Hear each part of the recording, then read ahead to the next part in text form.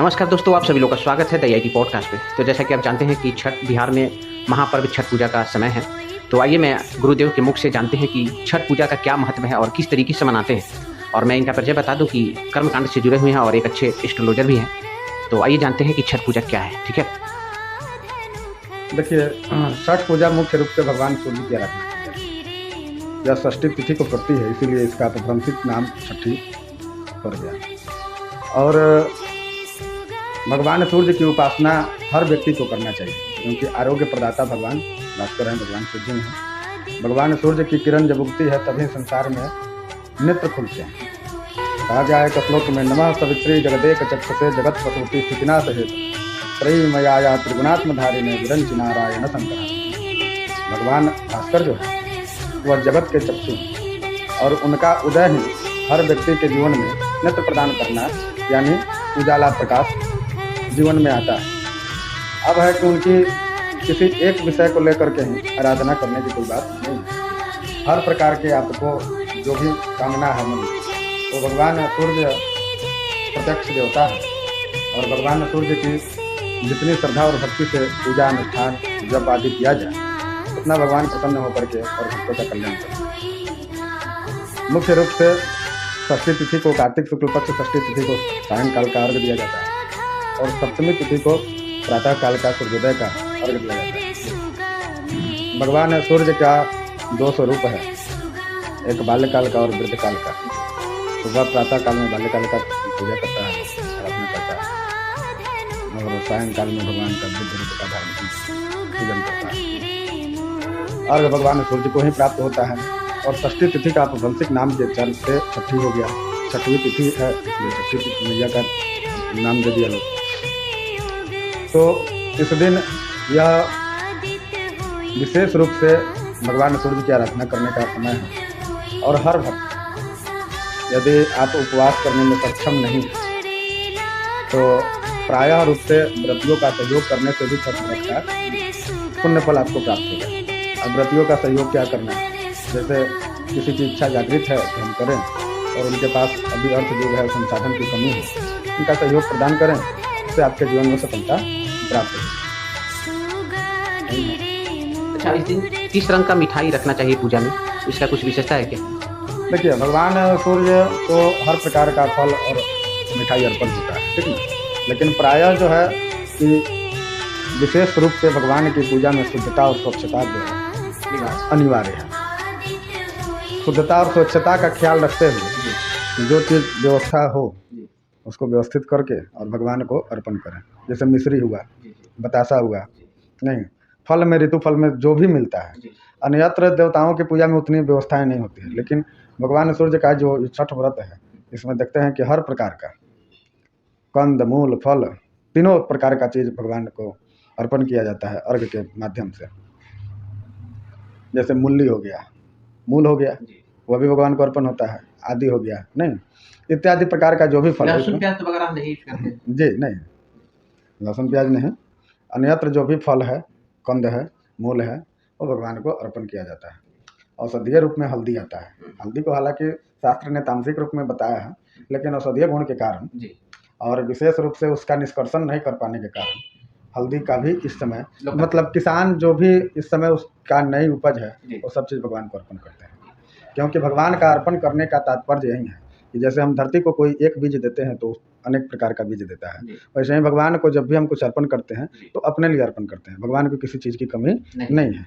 जिसका जो बनाया हुआ व्यवस्था है वो तो उन्हें हर समय उपलब्ध है, लेकिन आपको अगर पर्याप्त मात्रा में चाहिए तो भगवान को अर्पण कीजिए। भगवान उसको पर्याप्त मात्रा में बना करके आपको, आपके जीवन में उस चीज़ की कमी नहीं होने देंगे। यही बात है। और इसकी कोई विशेषता नहीं है कि हम किस कलर का मिठाई चढ़ाएं, उजला या पीला या लाल? देखिए, हर भगवान का अपना अपना पसंद है। भगवान की छवि देखिए, जब भी हम भगवान की पूजा करते हैं तो जिस भगवान की हम पूजा करते हैं सबसे पहले उनके स्वरूप को मतलब कॉपी करते हैं। जैसे वैष्णव संप्रदाय के लोग अपना श्री तिलक लगाते हैं, शैव संप्रदाय के लोग त्रिपुंड लगाते हैं, ठीक ना, शाक्त संप्रदाय के लोग लाल चंदन लगाते हैं। तो भगवान को रक्त रंग प्रिय है, तो भगवान को अगर व्यवस्थित हो तो लाल रंग की मिठाई चढ़ाएं, और अच्छा बात है। लेकिन इसका कहीं अभिप्राय नहीं लिखा है कि केवल लाल रंग का ही चढ़ाना है, ऐसा हमारे समझ में, हमारे जानकारी में नहीं। अच्छा, ये जो हम हर पूजा में देखते हैं देवी देवता में, ये सभी को वस्त्र हम लोग अर्पण करते हैं, चढ़ाते हैं, उनको देते हैं। लेकिन छठ पूजा में जितने भी प्राकृतिक जो खाने का पदार्थ है, जो भी है फल फूल सभी चीज़ों का यूज़ करते हैं, यहाँ तक कि गेहूँ वगैरह सब कुछ। लेकिन कपड़ा वस्त्र क्यों नहीं इसमें मतलब? ऐसा नहीं है, वस्त्र तो अर्पण करते हैं, जो लोग करना चाहते हैं वो वस्त्र अर्पण करते हैं, भगवान को भी अर्पण करते हैं, षष्ठी तिथि को भी अर्पण करते हैं। जो सिरसप्ता वगैरह बनता है उसमें बहुत माताएं साड़ी वगैरह भी चढ़ाती हैं, ठीक ना। अब है कि आपके पास देखिए भगवान को साड़ी की जो आपने बात बोला है, सूर्यदेव तो पुरुष है ना, पुरुष के प्रतीक। षष्ठी तिथि के चलते अच्छा, छठी मैया का अपभ्रंशिक नाम जो है ना, इसी कारण जो है षष्ठी तिथि को, तिथियों में भी स्त्री वर्ग है पुरुष वर्ग है, ठीक ना। षष्ठी तिथि को लेकर के जिसका छठी मैया नाम पर है, तो छठी मैया को लोग चढ़ाता है। मतलब षष्ठी तिथि किस दिन को बोल रहे हैं? जो शाम को जो सायंकाल का जो है जी, उसमें षष्ठी तिथि है, तो षष्ठी तिथि को ही छठी तिथि है।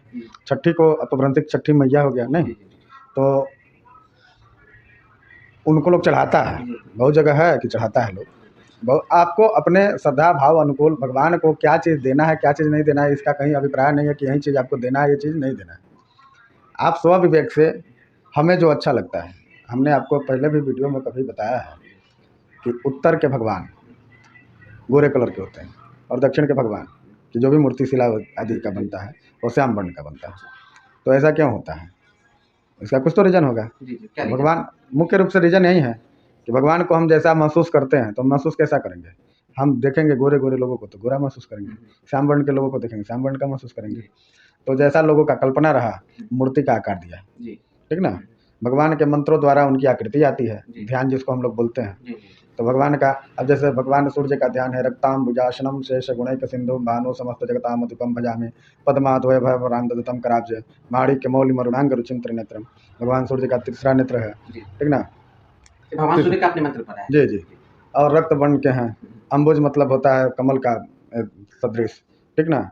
उसके बाद उनका आसन है, मतलब ये जो मंत्र आपने बोला ये सूर्य भगवान के परिचय को हाँ दर्शाता है, किस रूप रंग का है, हाँ कैसे क्या दिखते है। हैं। तो मंत्र के द्वारा भगवान का आकृति हुई, और आकृति को जब हम मन में बनाए तो उनकी आकृति देने के लिए अब है कि उसमें कौन वर्ण के कौन से भगवान हैं, उस वैसे वैसे वर्ण का हमने आकृति तैयार किया और वैसा अति किया।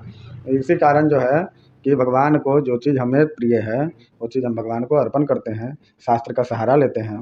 भक्ति भगवान की प्राप्ति के लिए 3 मार्ग प्रशस्त हैं, ज्ञान भक्ति और कर्मकांड। तो सबसे सुलभता से कर्मकांड हो जाता है, इसलिए लोग कर्मकांड के पीछे भागते हैं, नहीं तो भक्ति से भी भगवान के दर्शन हो सकते हैं। अच्छा गुरुदेव, इस चीज़ को क्लियर कीजिए कि जैसे सूर्य भगवान का पूजा इसमें हम करते हैं, सूर्य भगवान पुरुष के प्रतीक है ना, तो इसमें छठी मैया उन्हीं को तो हम अर्घ देते हैं और उन्हीं को छठी मैया पुकारते हैं, कैसे थोड़ा सा ही समझाइए। सिरसप्ता जो रखता है लोग, जब भी पूजा आप घाट पर जाते हैं तो एक सिरसप्ता बनता है ना, मिट्टी का जो बनता है, वही षष्ठी तिथि का प्रतीकात्मक रूप है। सूर्यदेव का ही ना रूप? नहीं, षष्ठी तिथि का रूप है, छठी तिथि। देखिए हल्के शब्दों में समझिए कि मुख्य रूप से यह भगवान सूर्य का ही व्रत है, जी ठीक है, ठीक ना। लेकिन तिथि की भी, जैसे मान लीजिए कि किसी तिथि का विशेष महत्व हो जाता है, ठीक ना, तो उस तिथि का पूजन भी होता है। तिथि तिथि मतलब तो डेट हम समझ रहे हैं ना। हाँ दिनांक समझिए। तो जैसे हिंदू परंपरा में तिथि का महत्व है ना, वैसे ही महत्व अब है कि कौन सा तिथि, जुगादी तिथि भी होता है जी। तो अब मान लीजिए अक्षय नवमी है नहीं, तो अक्षय नवमी जो है कि स्त्रीकात्मक है, और आंवला का हम लोग वृक्ष का पूजन करते हैं, पुरुषात्मक है नहीं। तो उसमें हर प्रायः देखा गया है कि किसी भी देवता का जब भी पूजा करते हैं और व्यक्ति सनातन संस्कृति से जुड़ा हुआ है, और इस परंपरा में यह देखा गया है कि प्रायः जैसे हम शिव की पूजा करते हैं तो भगवती पार्वती की भी पूजा करते हैं, विष्णु की पूजा करते हैं तो लक्ष्मी की भी पूजा करते हैं। तो मतलब पुरुष और प्रकृति के संयोगन दोनों को समावेश का हम लोग पूजन करते हैं, क्योंकि हम लोग गृहस्थाश्रम में हैं।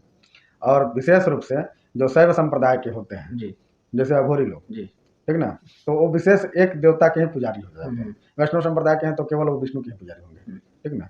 तो वैसे ही है, सबका सांप्रदायिक व्यवस्था है। हम लोग गृहस्थाश्रम में हैं, हम लोग प्रायः जो है कि हर देवता के अपनी जो पत्नी है उनकी पत्नी के साथ। लेकिन यहाँ पे सूर्यदेव से छठी मैया स्त्रीलिंग जो है उन्हीं का रूप है, तो स्त्री इनको हम तब्दील हो जाते हैं कि उनके लिए स्त्री भी है। देखिए सूर्यदेव के लिए स्त्री भी है क्या, देवी भी है?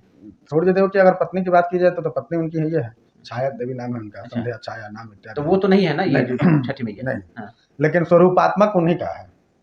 अच्छा, सूर्यदेव का। अच्छा। सूर्य देव का पत्नी का ही स्वरूपात्मक है। जैसे भगवती दुर्गा का पूजा होता है और उसमें भगवती का 9 रूप है, जी 9 रूप है ना। हाँ, पहले दिन शैलपुत्री, द्वितीय दिन ब्रह्मचारिणी, तृतीय दिन चंद्रघंटा, चतुर्थ दिन कुष्मांडा। वैसे ही प्रतीकात्मक वो तिथि का संज्ञा जो दिया गया है, श्री सप्ताह का जो पूजा होता है हाँ, हाँ। वो वही मान करके किया जाता है। तो वो तो स्त्री ही हुई ना छठी हाँ, मैया, हाँ, है ना। हाँ, ठीक ना। मुख्य रूप से अगर देखा जाए तो भगवान सूर्य की ही उपासना होती है, अच्छा, भगवान सूर्य की ही पूजा होती है, ठीक ठीक। ठीक ना। लेकिन अपभ्रंशित नाम में षष्ठी तिथि को छठी मैया का नाम दे करके और हम लोग पूजा करते हैं। इसके पीछे भी बहुत सारे सदग्रंथों में बहुत प्रकार की बातें आई हैं। अब है कि जिसके अनुभव में जितना जो बात हो जाए उतना आपको जानकारी दे सकता है। हमारे समझ से यही जानकारी है और यही आपको हम बता सकते हैं। भगवान सूर्य देव की उपासना मुख्य रूप से की जाती है और रवि षष्ठी व्रत जो है कि अगहन से उठाया भी ऐसे जाता तो है। ये प्राकृतिक का ही पूजा है ना। प्राकृतिक का जो जैसे देखिए पूरा आपको जो पोषण सूर्य देव द्वारा करते हैं, सूर्य के ऊर्जा के द्वारा। और ये जो बोले रहे हैं षष्ठी तिथि को हम सूर्य देव का ही उपासना करते हैं, पुरुष के प्रतीक है। और इसी में हम छठी मैया का शब्द जो आ गया और जो बनाते हैं मिट्टी का गोला आकार का घाट पे, है ना, तो उनको हम छठी मैया कह देते हैं। तो उन्हीं का प्राय है क्या, है ना। अच्छा, देखिए आपको हम पहले कभी बताया होंगे कि भगवान, ईश्वर और देवता तीनों का अलग अलग विधान है, अलग अलग कर्म है, अलग अलग व्यवस्थाएं हैं। मुख्य रूप से परब्रह्म परमात्मा जो है एक ही है, जिसका शंकराचार्य ने कहा कि हम ब्रह्म अंश हैं, तो हम में और ब्रह्म में कोई अंतर ही नहीं है। उन्होंने सिद्ध किया था जैसे हम भगवान के अंश हैं तो हम भी भगवान हो सकते हैं। तो देवता का मतलब होता है देने वाला। भगवान सूर्य देवता हैं, उनसे हमें बहुत चीज़ प्राप्त होता है, ठीक ना। परब्रह्म परमात्मा ईश्वर जिसको कहते हैं, उन्होंने इस सृष्टि का संरचना किया। अब है कि सृष्टि की संरचना करके उसमें सभी का विभाग तो बांटना पड़ेगा। आपका कार्य यह है, आपका कार्य यह है। वही चीज़ है अन्यत्र भगवानों का, ठीक ना। तो उसके सभी डिपार्ट के अलग अलग भगवान बने, सभी व्यवस्थाएं अलग अलग बनी। तो भगवान सूर्य का मुख्य रूप से इतना जानिए कि भगवान सूर्य की ही पूजा होती है। अब भगवान सूर्य की उपासना करते हैं हम लोग, तो मान के चलिए कि अब कोसी किसका भरते हैं नहीं, इत्यादि जो भी यह पर्व है और यह पर्व और यह भगवान का जो व्रत है। थोड़ा ज़्यादा बताइए थोड़ा सा कि कोसी किनका भरते हैं। वही छठी मैया के लिए, छठी मैया, ठीक ना, षष्ठी तिथि के लिए। वह यह व्रत मुख्य रूप से कोई भी व्रत होता है प्रायः 3 दिन का, ठीक ना। नहा खाए व्रत और पारण, यह व्रत 4 दिन का हो जाता है, ठीक ना। आज नहा खा, कल खरना हो जाएगा, परसों सजिया रख और उसके अगले रोज पारण होगा। तो किसी भी व्रत का अब कुछ तो विशेषता है इसमें, और इसका विशेषता के कारण ही आरोग्यता के सबसे सर्वप्रथम तो जानिए कि भगवान सूर्य आरोग्य प्रदाता देवता है। और भगवान सूर्य की उपासना इसीलिए करते हैं कि हमारा शरीर स्वस्थ निरोग रहे, किसी प्रकार की कोई व्याधि नहीं आए। और जब व्यक्ति स्वस्थ रहेगा तो उसके पास हर व्यवस्थाएं परिपूर्ण हो सकती है। प्रथम धन उसका स्वास्थ्य है, और स्वास्थ्य की कामना से मुख्य रूप से भगवान सूर्य की आराधना करते हैं। अब है कि उसमें सायंकाल का कोसी भरते हैं, प्रातः काल का कोसी भरते हैं। अब कोसी जो भरते हैं, चाहे जो कोसी का क्या मतलब होता है? हाथी का बना करके, जी जी, ठीक ना। हाथी का, उसके ऊपर कलश रहता है, दो कलश रहता है, ऊँख से उसकी छावनी करते हैं, दीपक जलाते हैं। नहीं, ये सब एक आधार है। भगवान को जैसे प्रसन्न करने के लिए 1650 पूजन बनाएगा, नहीं पंचोपचार पूजन बनाएगा, 250 3 प्रकार की पूजा बनाएगी ना। तो उसी वैसे ही व्रत का एक अंग है कोसी भरना, भगवान को अर्घ देना, ठीक ना, श्रृंगार करना, सजावट करना। नहीं, अच्छा, इसमें हाथी का क्या इंपॉर्टेंस है? लोग जो हाथी जो रखते हैं मिट्टी का बना हुआ है, इसका क्यों कर, हाथी से क्या रिलेशन है ये छठ पूजा का? देखिए हाथी से कुछ विशेष हमारे समझ से रिलेशन तो नहीं समझ में है, हमको दिमाग में नहीं है। उसका कुछ अभिप्राय है, कहिएगा तो हम कल के आपको इसका मनन करके बता सकते हैं, ठीक ना। हाथी सवारी है भगवती लक्ष्मी का, ठीक ना। भगवती लक्ष्मी का हाथी भी सवारी है, उल्लू भी सवारी है, ठीक ना। गजलक्ष्मी जिसको कहते हैं। तो एक तो जैसे मान लीजिए कि गणेश का प्रतीकात्मक हो गया, उसके अभी अभिप्राय में मान के चलते हैं। लक्ष्मी का प्रतीकात्मक हो गया, इसके भी अभिप्राय में मान सकते हैं।